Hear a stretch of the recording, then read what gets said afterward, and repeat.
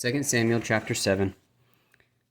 And it came to pass, when the king sat in his house, and the Lord had given him rest round about from all his enemies, that the king said unto Nathan the prophet, See now, I dwell in an house of cedar, but the ark of God dwelleth within curtains.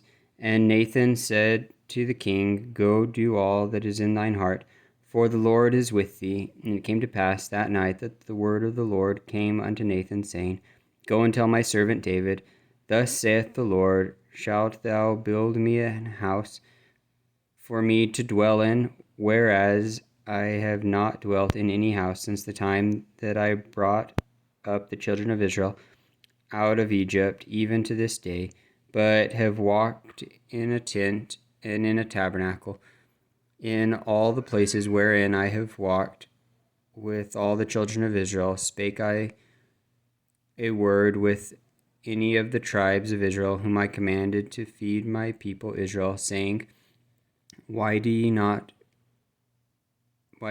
build ye not me an house of cedar? Now therefore, so shalt thou say unto my servant David, Thus saith the Lord of hosts, I took thee from the sheepcote, from following the sheep, to be a ruler over my people, over Israel. And I was with thee whithersoever thou wentest, and have cut off all thine enemies out of thy sight, and have made thee a great name, like unto the name of the great men that are in the earth. Moreover, I will appoint a place for my people Israel, and will plant them, that they may dwell in a place of their own, and move no more. Neither shall the children of wickedness afflict them any more, as before time, and as since the time that I commanded judges to be over my people Israel, and have caused thee to rest from all thine enemies. Also the Lord telleth thee that he will make thee an house, and when thy days be fulfilled, and thou shalt sleep with thy fathers, I will set up thy seed after thee, which shall proceed out of thy bowels, and I will establish his kingdom. He shall build an house for my name, and I will establish the throne of his kingdom forever.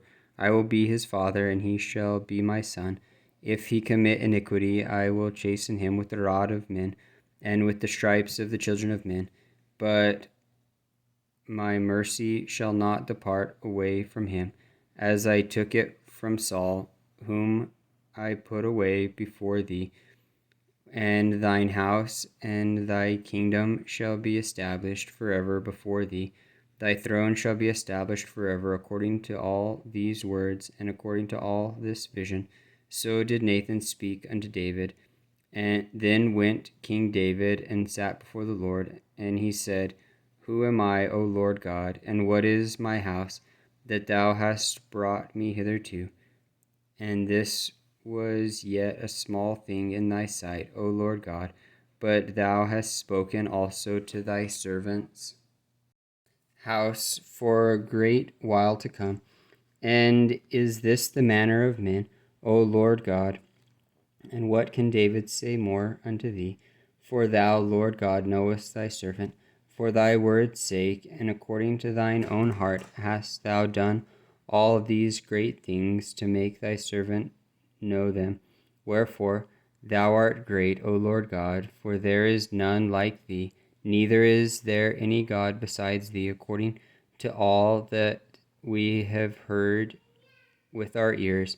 And what one nation in the earth is like thy people, even like Israel, whom God went to redeem for a people to himself, and to make him a name, and to do for you great things and terrible for thy land before thy people, which thou redeemest to thee from Egypt, from the nations of their gods. For thou hast confirmed to thyself thy people Israel, to be a people unto thee forever. And thou, Lord, art become their God. And now, O Lord God, the word that thou hast spoken concerning thy servant, and concerning his house, establish it forever, and do as thou hast said, and let thy name be magnified forever, saying, The Lord of hosts is the God over Israel, and let the house of thy servant David be established before thee. For thou, O Lord of hosts, God of Israel, hast revealed to thy servant, saying, I will build thee an house. Therefore hath thy servant found in his heart to pray this prayer unto thee. And now, O Lord God, thou art that God, and thy words be true, and thou hast promised this goodness unto thy servant. Therefore now let it please thee to bless the house of thy servant, that it may continue forever before thee.